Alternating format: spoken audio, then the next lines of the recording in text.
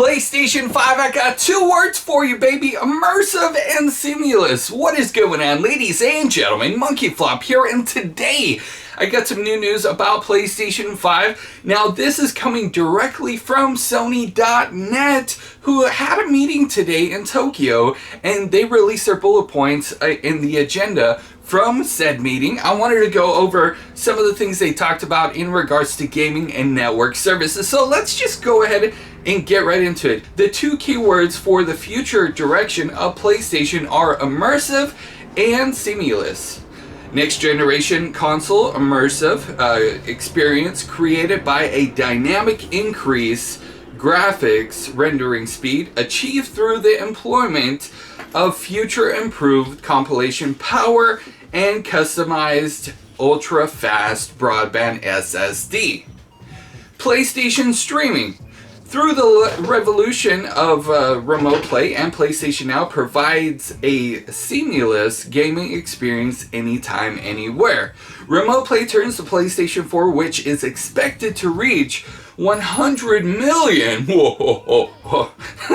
units in cumulative sales this calendar year.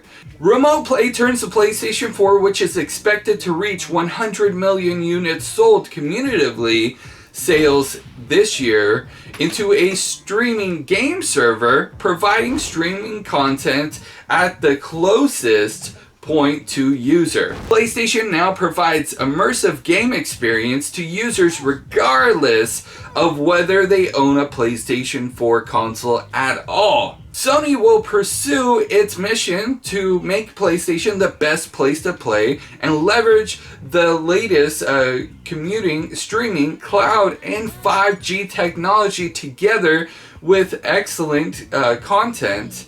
As part of these efforts, Sony agrees to a memorandum of understanding with Microsoft Corporation to collaborate on the development of cloud solutions, including game streaming services. Sony.net has released a graph for the PlayStation 5, and they talked about what they have said so far. All new CPU, GPU, SSD, backwards compatibility, ray tracking, 8K, disc support, 3D audio. What they have not mentioned or spoken about yet: the date, the price, games, user experience, and country rollout. So now, they haven't talked about those things, and actually wanted to touch on them here today. There's been a lot of rumor and speculation of how much the PlayStation 5 is actually gonna cost, and my safe guess would be around the $500 price point. They want to, make it affordable, and how the hell is $500 affordable? But when you consider what people spend money on other things, it kind of does make sense for a $500 price point, and considering how much technology that they're going to be throwing in this bad boy. A lot of you guys have been asking me, like, how much should I save for a PlayStation 5? If you want to get it day one, listen, not everybody's going to get the PlayStation 5 day one.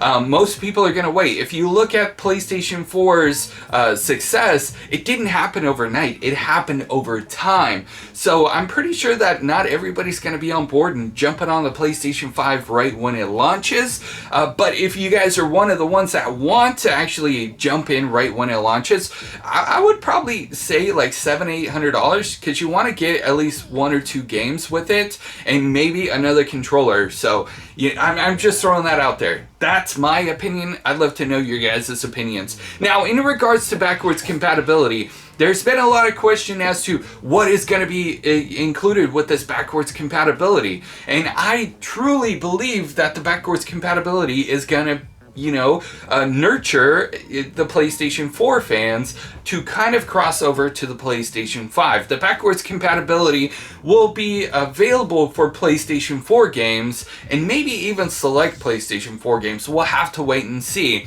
But in regards to like PS3, PS2, PS1, I'm pretty sure that they're solely relying on the PlayStation Now for those types of games. It's kind of hard to believe with all the technology that they put into it that the backwards compatibility is going to feature PlayStation 3, PlayStation 2, and PlayStation 1 games. I would absolutely, honestly love that, but I don't want a super high, insane price for the PlayStation 5 as well, because, you know, the reason why they didn't put backwards compatibility in the PlayStation 4 was because it was going to cost too much, and the PlayStation 3 has a different UI in it altogether. So very interesting to say the least.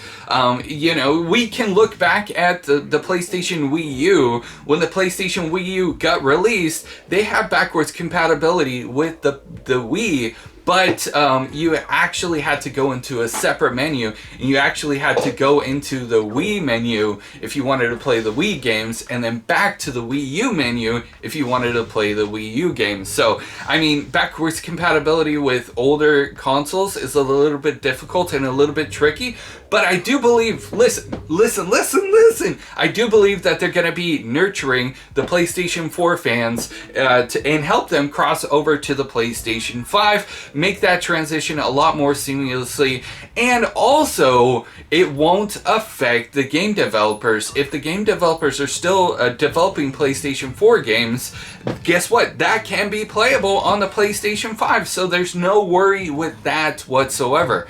Love to know your guys' thoughts on backwards compatibility. I mean, it would be amazing. And, you know, if we lived in a perfect world, I do believe that, you know, the backwards compatibility would apply to the older generations of consoles for PlayStation. But anyways, let's continue on, because they did mention PlayStation Now, and they're going to be revamping and upping their game with PlayStation Now.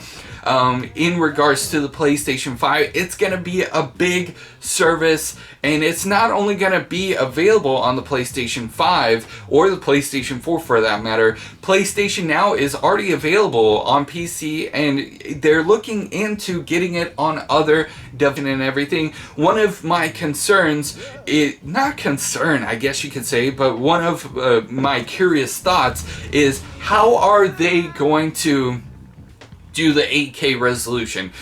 Because let's face it, like, we have 4K Blu-rays, but there really isn't anything on the market for 8K right now. Is 8K going to be like a streaming thing, or, you know, are the PlayStation 5 games going to be like a Blu-ray 8K you know, type of disc, where it's like a special disc that holds a crazy amount of memory? Because if you think about like Red Dead Redemption, a game that is massive and it's big. Red Dead Redemption 2 released, and it was over 100 gigabytes, plus all of the updates that they've done so far.